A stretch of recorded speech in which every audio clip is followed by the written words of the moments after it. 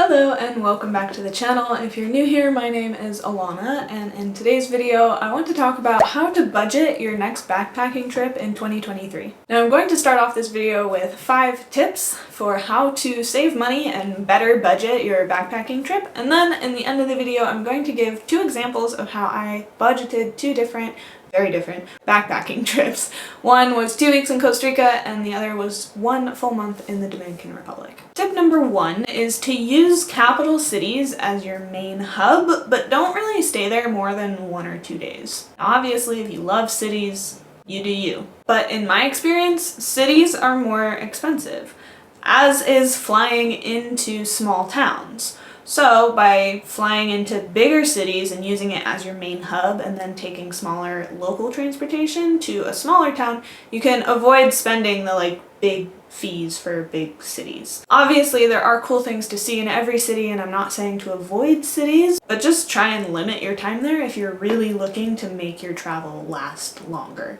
Which, tip number 2 is to stay in a more local small town. That's maybe a little bit off the tourist path, because the more local you get, kind of the cheaper you get. Now this is a tricky one because by going into these communities and spending your money and increasing tourism in these smaller towns, that could possibly lead to those smaller towns increasing in tourism and then kicking the local people out, which I'm not saying do that. What I'm saying is find a way to go to these small towns that supports the local community, and don't be posting like, oh, look at this tiny town and the tiny place. No. So by traveling to these smaller local communities, yes, you can save money, but it is kind of a responsibility that you take on, and so you can save money, but be a conscious traveler, please. Tip number 3 is to sit with yourself and truly understand what are your needs and what are your wants. I think a lot of times back home we get comfortable with our luxuries like a electric fireplace and nice smelly candles and hot water showers anytime you want. But the truth is, to live a happy life, you don't need a lot.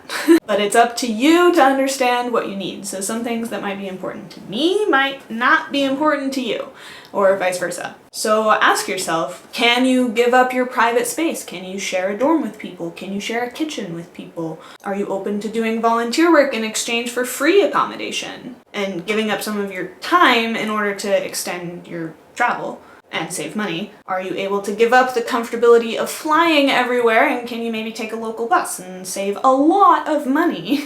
Do you have to stay at that 4 or 5-star hotel, or can you give up some of the luxuries and rough it for a little bit? Now, I'm not saying give up so much that you become uncomfortable. That will make your travel miserable. But just have that awareness and understanding that where you're traveling is not going to be exactly like home, and that's what makes traveling beautiful. But the more you're able to give up comfortably, the more money you're going to save, let's be honest. I will never forget the time in 2019 in Costa Rica. I wanted so badly to stay an extra week, but I was a college student on study abroad, so I didn't have a ton of money. So I found a hostel in my favorite town that had a 12-person dorm. Maybe it was even 14-person dorm. I don't remember now. But it was $6 a night.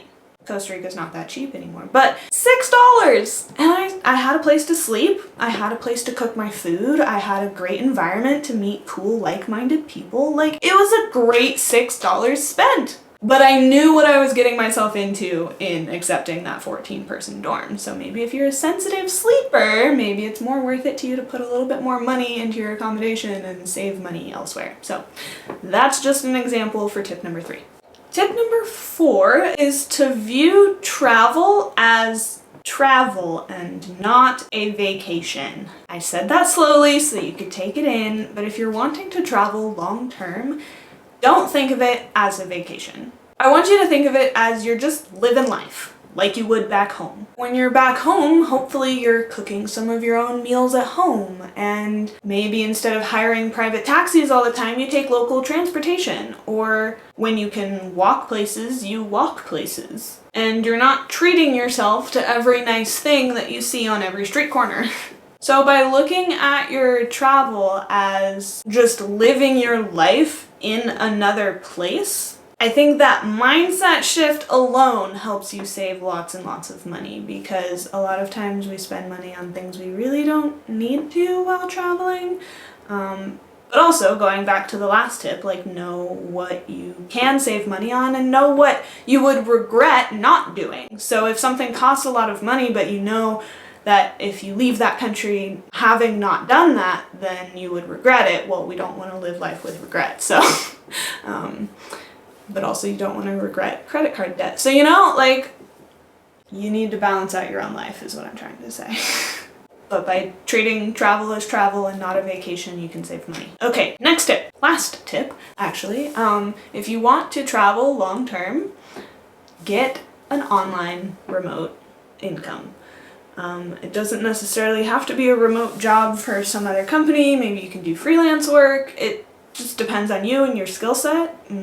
But having an online or remote income allows you to travel and spend what you're earning and keep your savings for emergencies only. Now again, this is kind of like the volunteer, where you're trading your time in exchange for being able to travel longer. Like, you're not always going to be traveling, you're going to be working part of the time.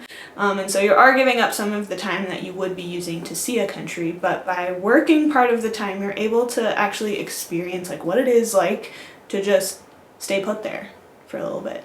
Because a lot of times I see people backpacking and they're running from place to place and they're rushing through their travels, and it's like they stay in a hostel for one night and then they have to move on to the next, and they don't actually experience what a place is like. And so by having some sort of online income, it doesn't have to be a ton, but that can really help to extend your travels even longer. So that's only if you're really wanting to backpack for a long time. If you're just going on a like 1 or 2 month backpacking trip and you've saved up enough, like, you do you, boo. But also know in the back of your head, if you don't want to go home, just get an online job and keep going. I know someone's mom is mad that I told them that, but you needed to hear it. Moving on to the part of the video that most people are probably here for. How much money did I spend on my backpacking trips? Well, if you want a more in-depth breakdown of how much I spent in the Dominican Republic, I actually broke that down for you in my Is It Cheaper to Travel full-time video, so I'll link that in the cards here. But here I'm just going to break it down into 3 different categories: accommodation, food, and transportation. Because those are the big 3 that you spend money on while traveling. And for the transportation, I'm going to give you the totals in both with the flights and without the flights. Because as you'll see in my Costa Rica example, you can save a lot of money by traveling Mexico to South America by taking no flights at all and just traveling by bus. Which I also did a full video talking about how to take the bus in Central America, so be sure to check that video out here as well. But anyways, in Costa Rica, I was there for 2 weeks and I spent a total of $300 on dorm accommodation. Now, this means I was sharing the room with 3 strangers, but for me that was okay, and that was also a really cool way to meet people while I was traveling in Costa Rica. For food, I spent a total of $150 on food for 2 weeks. That seems kind of high to me now that I think about it, but I was buying a lot of food at the grocery store, and this total also includes anything that I got from a cafe or any type of restaurant that I went to, but I didn't eat out very much. Oh, that also includes the coffee that I bought as a souvenir to bring home, so that was $40 of that. But anyways, my total for transportation in Costa Rica was $500. Now, this includes my flight to Nicaragua, because that's where I had to fly into in order to get to Central America, and then that also includes my flight back to the United States. So the flights alone were $450. So, going back to my point, if you take buses more than you take flights, that is #1 way to save money while backpacking, hands down. So my total, not including the airfare for 2 weeks in Costa Rica, was $500. And including the airfare, it's $950. But in my situation, I had to spend the money on the airfare, so.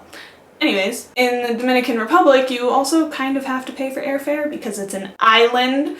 But luckily, airfare from the United States is pretty cheap. So I spent a total of $300 on transportation in the Dominican Republic, but $250 of that was the flight. So again, taking local public buses is really cheap, but the main cost in transportation is always going to be the flights. And for accommodation in the Dominican Republic, I was actually there for a month and a week, and I spent $700 on my accommodation. Now that was a private room in comparison to Costa Rica where it was a shared dorm. So I could have saved money here, but I didn't want to. Again, evaluating my needs here, at that time I really just wanted a private room, a place to chill. So yeah, my rent for a month and 1 week was $700. What is your rent in the US? And that would also bring my total to $950 without airfare for more than twice the time in the Dominican Republic. Total with airfare, $1,200, but again, Dominican Republic, you kind of have to fly there, so. I just think that's so crazy that Costa Rica for 2 weeks, including airfare, is the same amount that I spent not including airfare in the Dominican Republic for a month and a week. So I guess my final tip at the very end of the video, if you stayed to the end, is to choose your location wisely, because the place that you go backpacking will ultimately determine how much money you have to spend. And so that's why I find a lot of people just kind of blaze through Costa Rica, because it is the most expensive country in Central America. And that's also why a lot of people get stuck in places like Mexico and Colombia, because it's just so much cheaper. So plan your route wisely according to how much you have to budget, and if you plan wisely, you can extend your travel even longer. So if you found this video helpful, be sure to show me with your thumbs, and if you have any other tips to help budget backpacking, leave them in the comments below for everybody to see.